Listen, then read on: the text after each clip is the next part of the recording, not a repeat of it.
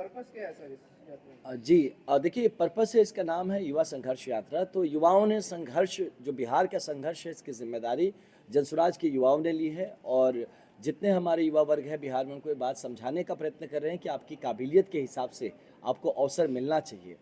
ऐसी हालत है कि 17वीं बीपीएससी का परीक्षा के बाद देखिए कि जब लोग पहुँचे कि भैया ये इसमें निष्पक्षता से ये परीक्षा होनी चाहिए थी, इसमें पारदर्शिता होनी चाहिए थी, तो दौड़ा दौड़ा के लाठी से मारा गया।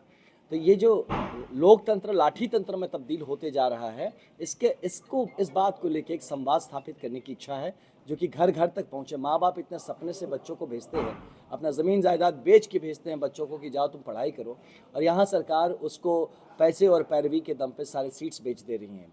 तो इसका संघर्ष लेके ये निकले हैं। साथ ही संघर्ष जो शिक्षा की जगत में आप देखिए बिहार गुजर रहा है, आज बिहार की शिक्षा से कोई बड़ा नहीं बन पाएगा। आपको शिक्षा लेने बाहर जाना ही पड़ेगा। आप कितने ही पैसे वाले हों और चाहे कितने गरीब हो, दोनों के ही बच्चों को शिक्षा के लिए बाहर जाना पड़ेगा। तो ये उसको इस बात की वार्ता लेके सबके पास पहुंच रहे हैं। जो बेरोजगारी का आलम है, आपने देखा है जिस तरह से पलायन हो रहा है। अब बक्सर जिले में आप यहीं पे देखिए, घर घर जाके देखिए।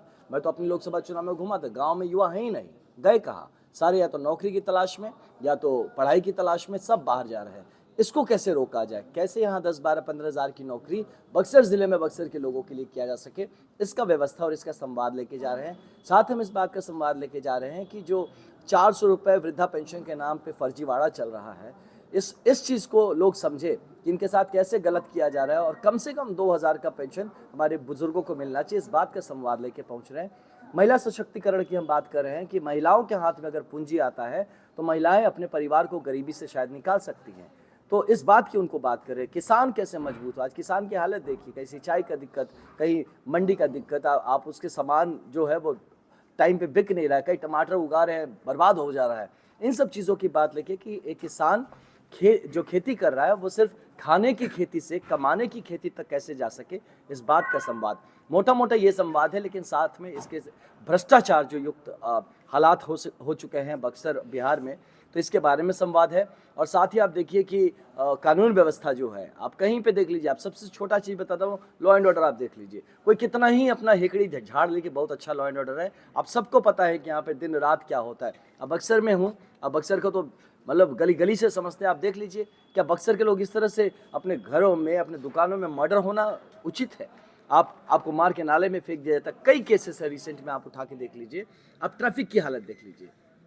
हमारे टीम का एक लड़का गोलू है ना, जो हमारे साथ, मेरे साथ बहुत ही भाई जैसा था, तो वो अभी कुछ दिन पहले यहीं पे आपके रोड के ऊपर एकदम हाईवे पे उसको उड़ा दिया गया गाड़ी से। और कैसे? उल्टे साइड से गाड़ी। पुलिस का जिम्मेदारी क्या था? 3800 जिले पहुंचेगा, साढ़े 243 विधानसभा।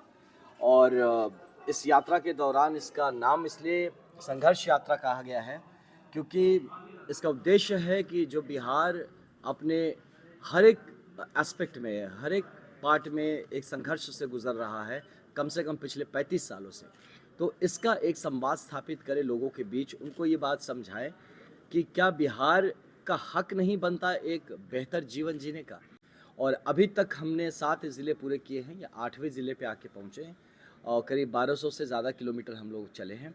और 100 लोगों की मोटरसाइकिल से करीब 200 लोगों की हमारी टीम है, जो कि आज हम लोग कल रात को पहुँचे थे बक्सर।